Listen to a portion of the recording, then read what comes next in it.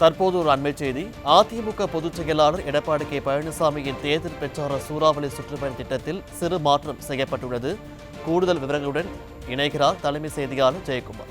ஜெயக்குமார் வணக்கம். தற்போது ஏப்ரல் 5ஆம் தேதி ஒரு பிரச்சாரத்தில் சிறு மாற்றம் செய்யப்பட்டிருக்கிறது, அது குறித்து சொல்லுங்கள்.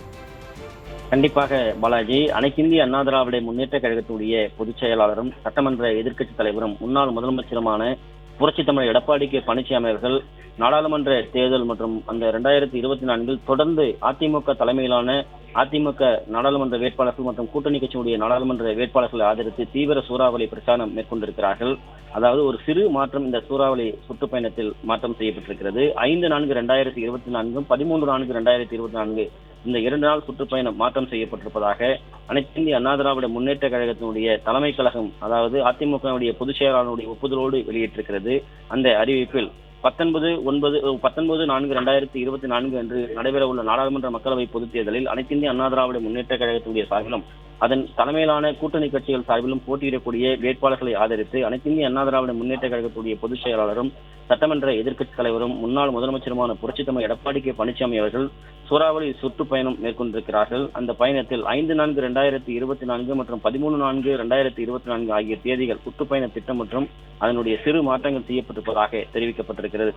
5/4/2024 வெள்ளிக்கிழமை மாலை 4 மணிக்கு கவுந்தம்பாடி திருப்பூர் நாடாளுமன்ற தொகுதியுடைய வேட்பாளரை ஆதரித்து பிரச்சாரம் மேற்கொள்ளப்படும் என்றும், இரவு 7 மணிக்கு பூந்துறை ரோடு கஸ்பாபேட்டை ஈரோடு மாநகர் ஈரோடு நாடாளுமன்ற தொகுதியுடைய வேட்பாளரை ஆதரித்து பிரச்சாரம் மேற்கொள்ளப்படும் எனவும் தெரிவிக்கப்பட்டிருக்கிறது. அதேபோன்று 13/4/2024 சனிக்கிழமை அன்று மாலை 4:30 மணிக்கு விழுப்புரம் நகரம் விழுப்புரம் நாடாளுமன்ற தொகுதியுடைய வேட்பாளரை ஆதரித்து பிரச்சாரம் மேற்கொள்ளப்படும் என்றும், மாலை 5:30 மணிக்கு தியாகதுருவம் ரோடு யமஹா ஷோரூம் எதிரில் கள்ளக்குறிச்சி நாடாளுமன்ற அந்த வேட்பாளரை ஆதரித்து பிரச்சாரம் மேற்கொள்ளப்படும் என்று தெரிவிக்கப்பட்டிருக்கிறது. இரவு 7 மணிக்கு எம்ஜிஆர் திடல் ராணிப்பேட்டை ஆத்தூர் என்கிற அந்த பகுதியில் கள்ளக்குறிச்சி நாடாளுமன்ற வேட்பாளரை ஆதரித்து பிரச்சாரம் மேற்கொள்ளப்படும் என்று அனைத்திந்திய அண்ணா திராவிட முன்னேற்ற கழகத்துடைய பொதுச் செயலாளருடைய ஒப்புதலோடு அனைத்திந்திய அண்ணா திராவிட முன்னேற்ற கழகத்துடைய தலைமை கழகம் வெளியிட்டிருக்கக்கூடிய அந்த அறிவிப்பில் தெரிவிக்கப்பட்டிருப்பது குறிப்பிடத்தக்கது. பாலாஜி, விவரங்களுக்கு நன்றி ஜெயக்குமார்.